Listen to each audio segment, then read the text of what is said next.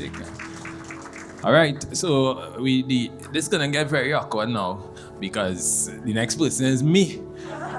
And as you can see already, speaking. So I'm just going to share some stuff about me and my whole journey in this process. My name is Derron Sandy.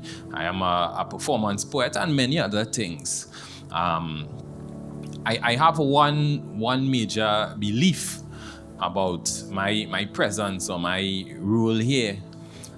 And it really is, if by the time I'm finished doing poetry or whatever it is, that I haven't given as many people as possible the opportunity to do what I was doing, even at a higher level than I was doing it, then I have failed in my journey as a not only a performer but just as somebody that exists.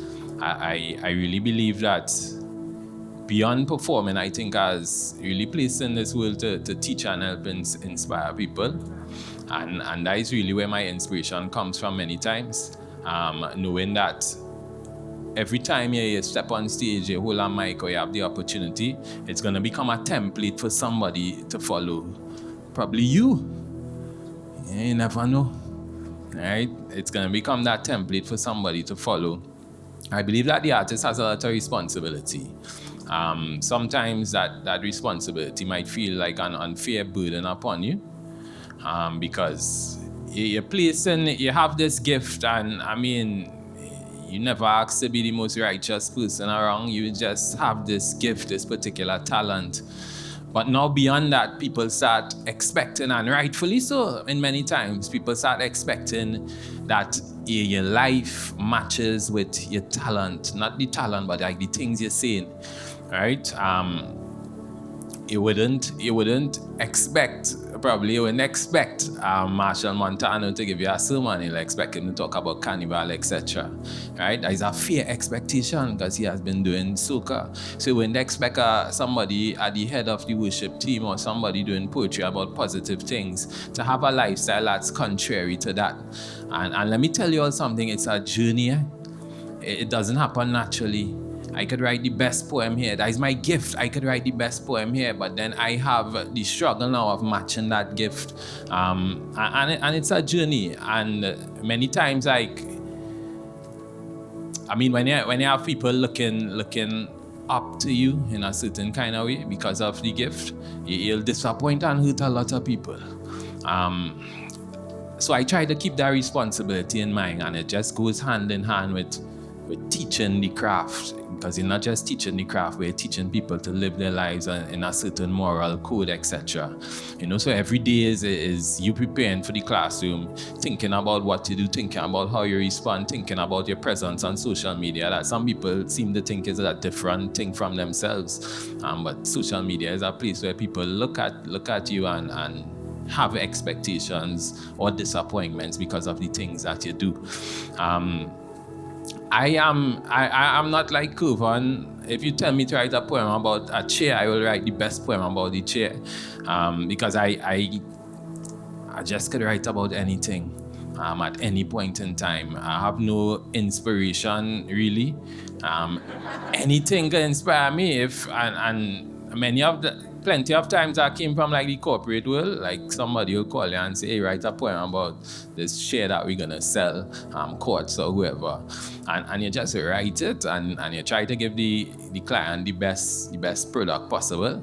And like the same thing, so like as a poet, it's a bit different than other artists because people will call you and expect you to match the theme of the program, whether you have that poem or not, And like sometimes I'll write the poem the night before. And I'm a pretty fair reader. My mom used to have us reading a lot. So I could read good and make it sound like, yeah, he have that poem there a long time. But no, that is not true. Like I did a poem the other day that went kind of viral on Dr. Eric Williams. I write that poem the morning before I reach in the event. And I listen to YouTube, I listen to his voice. I say, all right, cool, I could add this in the poem. And then I went and buy a white headphones in a store downstairs that very morning at the performance. And I went upstairs, put it in other shades from following in somebody's wedding, I pull it out And that is how that works. The harder thing, but the more exciting thing for me is writing longer pieces like scripts, plays, etc. And I like to reflect the lives of people that I see on a day-to-day basis. I was looking at some of the feedback from a play we did recently called Doors, and there was this woman, she was livid. She was like, yeah, this is not a Christian play. These people using too much swear words and everybody is smoking. But where are you from? Everybody's smoking, G. So like, those are the people I kind of have to write about, because at the end of the day, if I can't see good coming out of them people, then I lost my way as an artist. I have to recognize that these people have good coming out of them, and it's my responsibility to kind of reflect that. So I'm going to do a poem that I wrote a long time ago. Yeah, I didn't write this morning. And this poem, somebody actually told me to write a poem for a team for a program, but then I realized that poem really close to how to certain things I was struggling with at that time. I wrote the poem in 2012. Right now, normally before I go on stage, whether I'm reading or performing a poem from memory, I'll take some time to just run the poem over and over in my head, because it's words, I have no rhythm, and you could forget. And when you forget, you call that a bossy boss way, right? But boss what, right?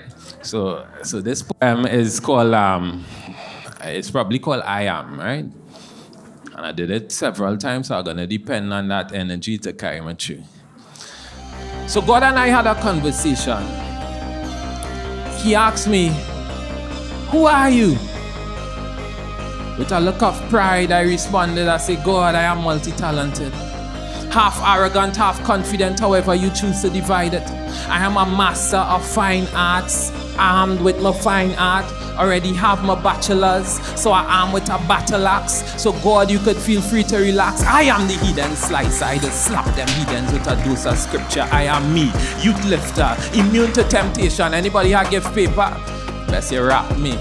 Cause I'm a present, always present, near evanescent. I've returned from the dust to dust, this one in your face. Shake the muds off of my clothes to thrust mistakes back into place. I'm an old school spiritual gangster, correcting mouth with wrong answers. I'm me, youth leader, I could stitch a saw if you need a surgeon. I bring light to dungeons, matter of fact, I build mansions, rivers, basins, call me a Freemason. As for years I've been building mansions for youth development at no cost. And of course, I'm unorthodox, out of the box, never lost. I am me, poet, half preaching, half sermonette, leaving tongues wet. They want more when I speak in. Mind your new shoes when you're coming near to me, because I'm dripping and leaking talent. I have too much to hold. This is a meeting, me doing things on my own.